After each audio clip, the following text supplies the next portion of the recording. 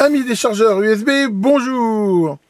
Les chargeurs, dans notre monde, on va dire, moderne, on n'arrête pas entre les smartphones, les tablettes, les appareils photo, les lampes de poche. Enfin, l'USB est devenu un petit peu la source de tension, on va dire, un petit peu universelle, le chargeur universel. Et bien sûr, c'est des fois un petit peu difficile à gérer, surtout que dans bien des cas, l'USB, et surtout maintenant l'USB-C, c'est pas simplement une source de 5 volts. Il y a des protocoles, il y a des réglages, vous avez déjà un petit peu montré ça, qui permettent d'adapter les charges, les courants et ainsi de suite.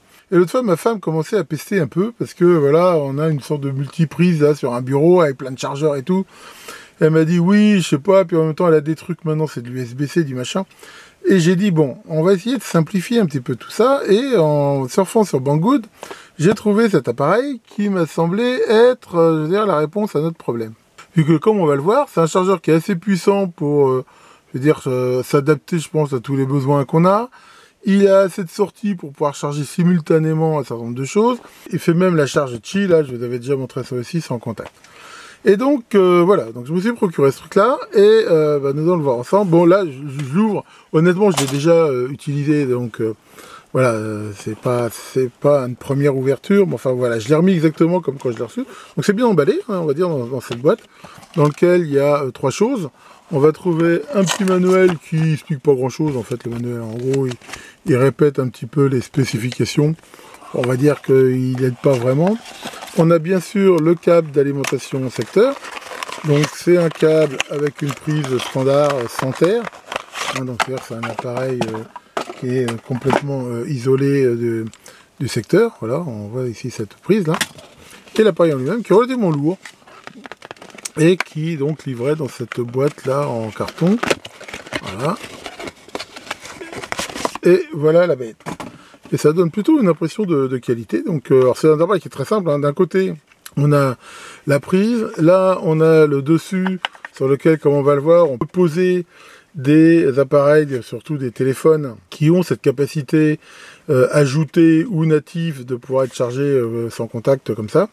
Et derrière, on a un certain nombre de sorties, deux prises USB, on va dire, classiques, et trois USB-C, qui répondent à certaines normes et tout ça.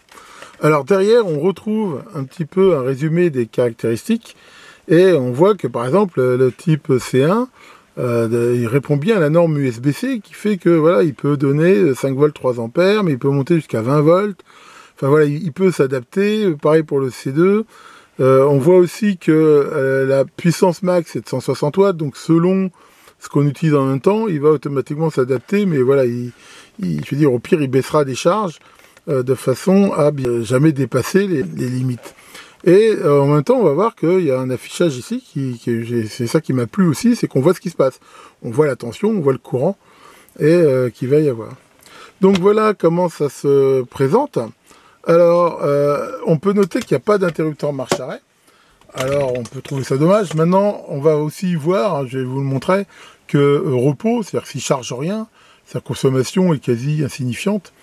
Surtout si on éteint les afficheurs, parce qu'on voit ici qu'il y a aussi cette touche sensitive qui permet ou non de garder les afficheurs allumés. C'est vrai que à la limite s'il est en veille ou à la limite si il est en cours de charge, il n'y a rien qui oblige de les laisser allumés.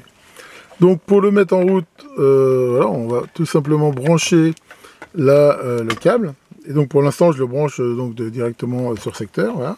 Et donc après, voilà, si je mets en route, voilà, on voit qu'il affiche donc pour l'instant 0 volts, 0 ampères.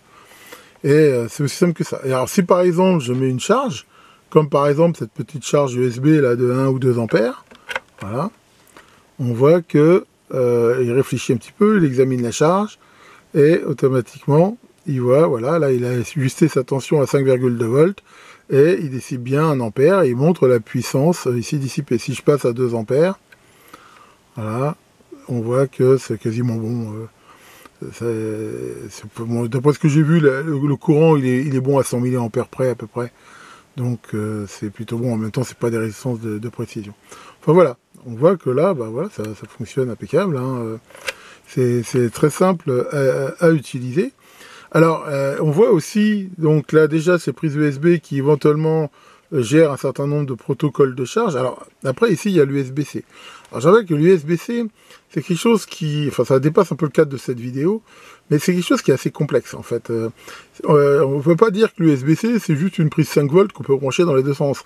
Faire ça c'est vraiment simplifier. En fait c'est une norme qui est ma foi assez complexe et qui va permettre justement, selon les appareils, d'adapter la tension, éventuellement de compenser les pertes dans le fil, enfin de s'adapter intelligemment à la chose qui est chargée, de façon aussi à pas mettre de surtension ou du surcourant. Alors c'est bien fait dans la mesure où par défaut, quand il n'arrive pas trop à déterminer, généralement il reste sur 5 volts, ce qui fait que on est à la norme USB classique et que généralement on bousille rien. Mais sinon, si le protocole s'établit bien, ça peut monter jusqu'à 1 volt. Alors ces prises USB, en même temps, elles ont plusieurs contacts. Alors c'est vrai qu'elles ont l'avantage de pouvoir être mises dans un sens ou dans l'autre, mais surtout, dans les câbles, selon le type de câble aussi, on peut avoir différents types de charges. Pareil, parce que les câbles, il y a ce qui rentre en jeu déjà, c'est aussi le diamètre des conducteurs. Il ne faut pas espérer faire passer 3 ampères dans des petits câbles qui ne sont pas faits pour ça. Mais surtout, comme je l'ai dit, l'adaptation se fait via éventuellement d'autres lignes. En plus, je veux dire, des lignes standards. Si je me rappelle bien, il y a 4 lignes en plus des lignes, je veux dire, de données standards, USB. Donc, je ferai peut-être un jour une vidéo pour parler un peu plus de ça. Mais voilà, en gros, ce que va faire ce chargeur, c'est ça qui m'a plu, c'est qu'il gère tout ça. Il faut savoir que maintenant, si on veut faire un déchargeur comme ça, je veux dire, ouais, on peut dire qu'on fait une alim 5 volts et puis on met ça. Ça sera souvent pas du tout optimisé sur les différents appareils qu'on peut brancher. Là, l'avantage, c'est qu'on a un système qui a les circuits, les microcontrôleurs qui vont bien et qui vont, je veux dire, pouvoir automatiquement justement s'adapter. Et ça, on voit qu'on peut charger autrement des PC et tout ça avec. Donc vraiment, c'est plutôt bien. Alors en même temps, il gère donc le système de charge sans fil. Par exemple, ça c'est mon vieux téléphone, mais qui a justement cet adaptateur sans fil. Donc là, je sais pas si on voit bien. Et si je le pose dessus, voilà, on voit qu'il charge. Pourquoi? Parce que il y a ce transfert d'énergie, voilà, et là il me montre qu'il est à 61% de charge et qu'il est en train de charger. Voilà. Alors ça c'est vraiment quelque chose d'intéressant et qui permet, je veux dire, très facilement de recharger son téléphone. Il suffit de le poser dessus. Et je vous avais déjà aussi montré ça, et c'est vraiment quelque chose de sympa, qui évite en plus d'avoir les sempiternels branchements, débranchements sur les prises qui finissent toujours par les abîmer et tout ça. Alors moi, j'utilise aussi, je vous avais montré ça, ces petits contacts magnétiques là, mais ça c'est quand même le meilleur système. Alors, il y a des téléphones qui gèrent automatiquement ce protocole, c'est-à-dire en fait, on les achète, le système est intégré, mais c'est pas le cas de celui-ci. Celui-ci, à la base, il ne gère pas ce système-là. Mais pour qu'il accepte justement ça, je vous avais déjà montré ça, il suffit de rajouter ces petits adaptateurs qui coûtent que dalle, ça coûte 1 ou 2 euros. Et alors bien sûr, il faut vérifier que la prise est dans le bon sens, que on a le bon connecteur. Là, c'est du micro USB, maintenant c'est plutôt de l'USB-C. Mais voilà, on voit que ça se remet très facilement comme ça, voire des fois dans certains modèles de téléphone, dans la coque du téléphone. Et à ce moment-là, c'est ça qui va permettre donc de gérer cette charge. Maintenant, honnêtement, si vous avez la possibilité d'avoir ça sur votre téléphone, vraiment, je vous conseille, parce que voilà, pour charger son téléphone, il suffit de le poser dessus.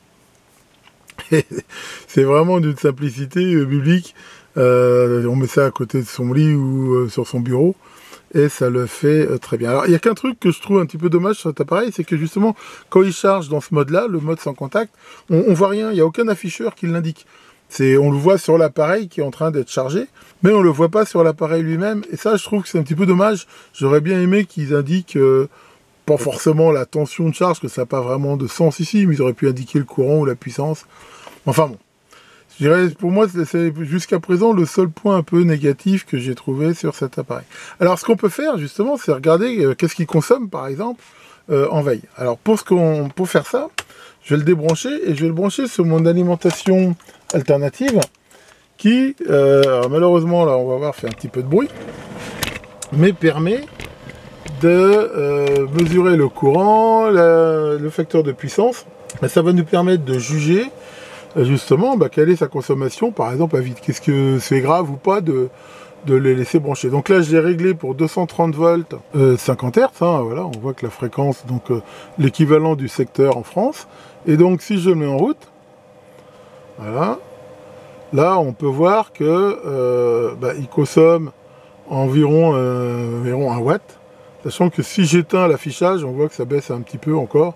Voilà, c'est-à-dire que là, avec l'afficheur éteint, il consomme environ 0,6-0,7 watts.